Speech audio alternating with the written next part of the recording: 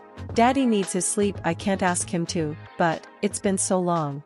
Well, caretaker, it has been a while since we played games together. Kiba's face was bright red from embarrassment and shame, and she had to look away from Izuku while she talked. So, if you're not too tired, actually forget about it, I'm sure you've been working hard all day and need your rest. Excuse my selfish request dash. Plop. Kiba suddenly felt the couch sag next to her, and she looked over to see Izuku had sat down next to her. So, where is the controller? Izuku asked. Wait, caretaker, you should rest. I will not allow you to overwork yourself for my sake again, Kiba protested, pouting heavily at her adopted father. Izuku shook his head. It's fine. Uraraka's been making sure I don't work too much while they're here. And besides, playing games with you isn't work. It's fun. Kiba turned away, to hide the huge grin that uncontrollably grew on her face in response. Well then I guess I have no choice. Prepare to feel my wrath. XXXXXXXXXXXX. The next few hours of the night were spent playing games and discussing common interests. Mainly, heroes. So then Ed Shot literally went through the entire base, and knocked out 50 men in 6 seconds. Before they could even think about shooting the hostages. Izuku said, as he continued playing, using Mariko to fight against Kiba's character, who happened to be Ed Shot. That's astounding, Kiba said, half amazed and half frustrated. Now if only he could do that here. Well, that would be a bit unfair, don't you think? Izuku laughed. I don't want to hear that from an All Might main, Kiba said, sticking her tongue out at him. Well, you've got me there. Izuku chuckled. They continued playing for a few more seconds before Ed Shot managed to stun Mirko, and then knock her off the stage. Game. I did it. I won. Kiba cheered, jumping up and throwing her hands up in celebration. I let my guard down for just a second. You've gotten a lot better since the last time we played, Izuku admitted. Indeed. I have been training with Amai for quite some time. Through countless losses, I have become far better than I was before, Kiba cackled. Fear my might, caretaker. Fear it. I'm shaking. Izuku laughed, looking at her with a look of amusement and affection. Well, I guess I should give you a reward then. Huh? Kiba was turned around to ask him what he meant by that. She was suddenly enveloped by Izuku's arms, and lifted up. See, caretaker. You are amazing, Izuku told her, as he held her close to his chest. And you don't have to impress anyone. Kiba was just overwhelmed with warm, happy feelings. Right now Izuku was giving her everything she needed. Affection, validation, praise. It felt so indescribably good. Caretaker, this is an embarrassing position. Despite herself, Kiba lightly clung to Izuku, being careful not to crush him or anything. Kiba, I told you that you don't need to impress anyone. Izuku reminded her gently. You can keep the act up if you want, but sometimes I think it's okay to take off the filter and just do what you really want to do. Just for a little while. Kiba paused. Do what she wanted to do. Without the filter. Could she do that? The last time she did that, she tried to leave behind her persona entirely. And it was miserable. The Queen of Darkness persona was something that brought her great joy and comfort, but sometimes it could be a bit cumbersome when she wanted to express herself. So perhaps, just for tonight, she'd take off the mask and see what happens. I love you, Daddy, Kiba said, as she hugged him a bit tighter. Feeling a sense of embarrassment, but also relief at finally being able to say that. Izuku's face also went a bit red, both surprised that was the first thing that she said, and over the moon that she said it. I love you too, Kiba. Daddy, is there a way I can get stronger? Like a lot stronger? Kiba asked, sounding slightly distraught. Well, you're already learning martial arts and you're regularly practicing with your quirk. Izuku moved to the bed and sat down, gently rocking Kiba in his arms like a baby, in a way that made Kiba feel very happy and extremely embarrassed. Why? Is something wrong?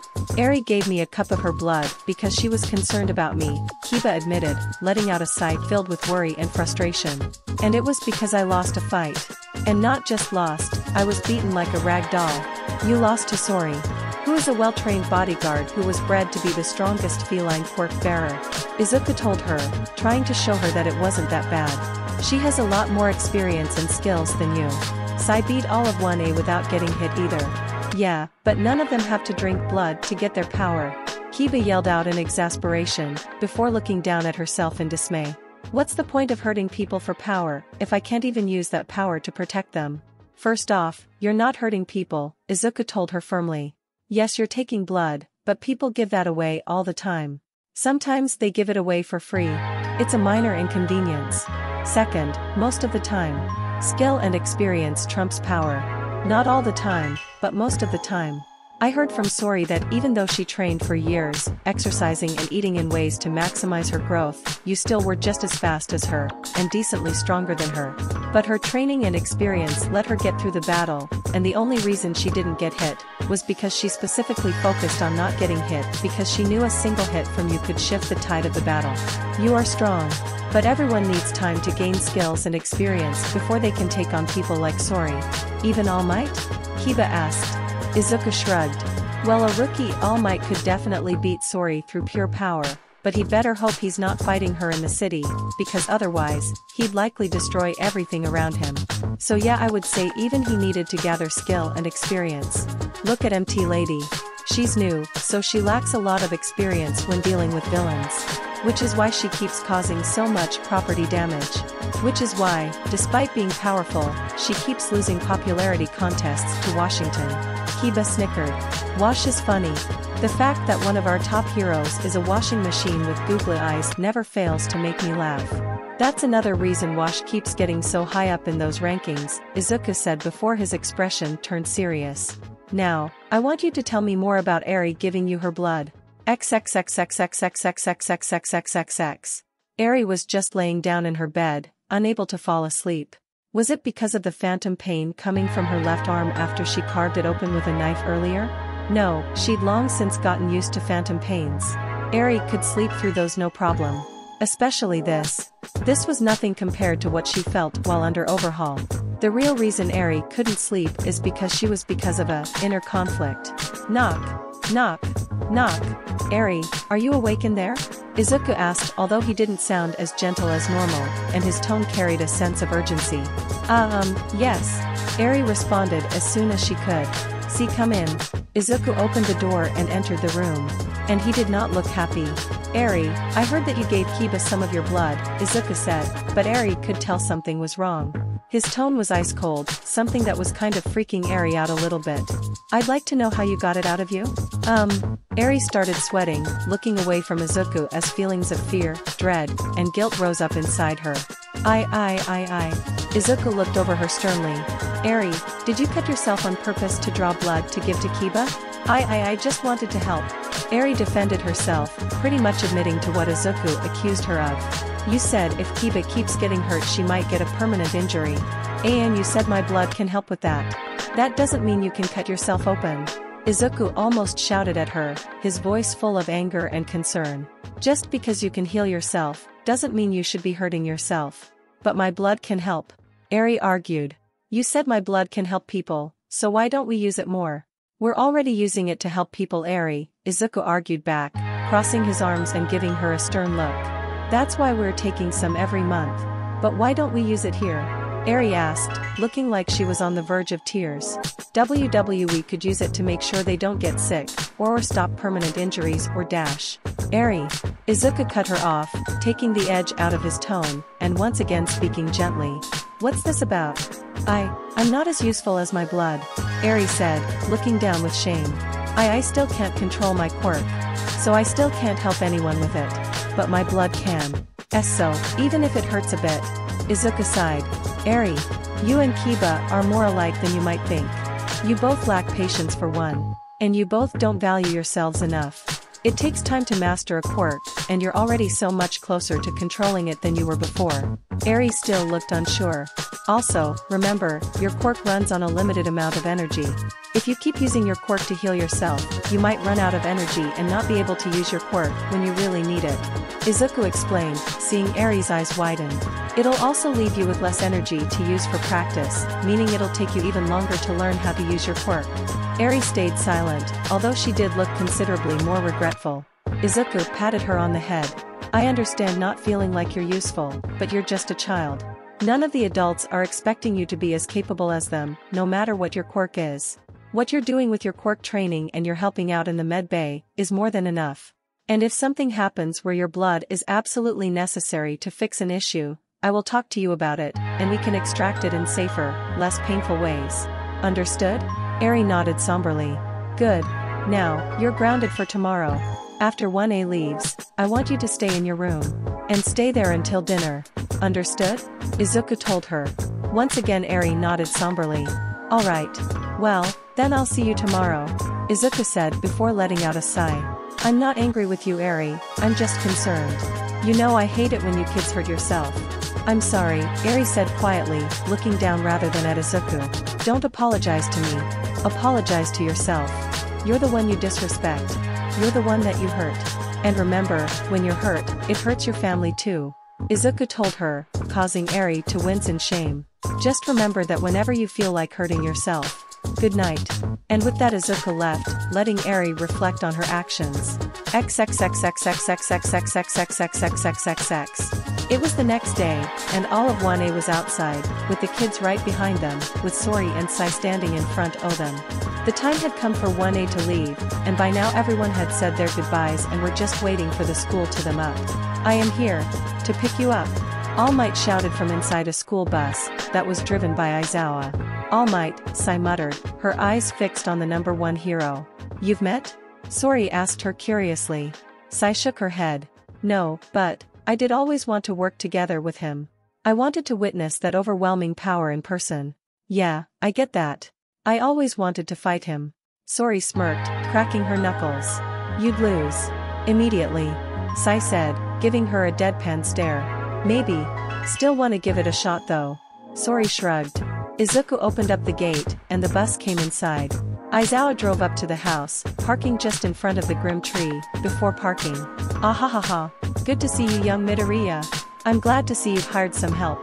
All Might said, stepping out of the bus and looking over at Sai and Sori before leaning down and whispering. And by the way, how's the situation without American friends? Everything going well for now. I'll tell you if anything goes wrong. Izuku whispered back. All Might nodded, before turning his attention to 1A. It's good to see you all again, students. You all look a bit stronger than when you first got here.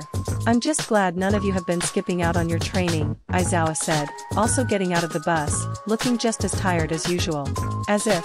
I train every day to be the manliest man I can be, Kirishima said, flexing his muscles. We'd never slack off on our training, sir. Ida said, chopping the air like he normally does. Yeah, we've been working hard over here, sir. It was wild. Mina shouted. I'm glad to hear it. All Might said. Now let's dash. BRRRRRR. BRRRRRR. Suddenly, Izuku's phone came to life and blared out a loud alarm noise. Huh? Izuku quickly took out his phone and saw a big red notification on it that it said, Intruder Alert. What? Izuku shouted out in shock. But before he could press on the notification, a swirling vortex of black mist appeared in front of the bus, behind Aizawa. Aizawa's eyes widened, and he immediately jumped back. Sai and Sori ran in front of Izuku, pulling him behind them, as the vortex got bigger and bigger. Sensei, what's going on? Momo asked, confused and a little scared. I don't know, but stay behind us. All Might said, standing in front of the class. By now the vortex had gotten big enough to eclipse the bus completely. And out of the smoke, came an army of people, of all different shapes and sizes, but what they all had in common was that all of them looked incredibly vicious.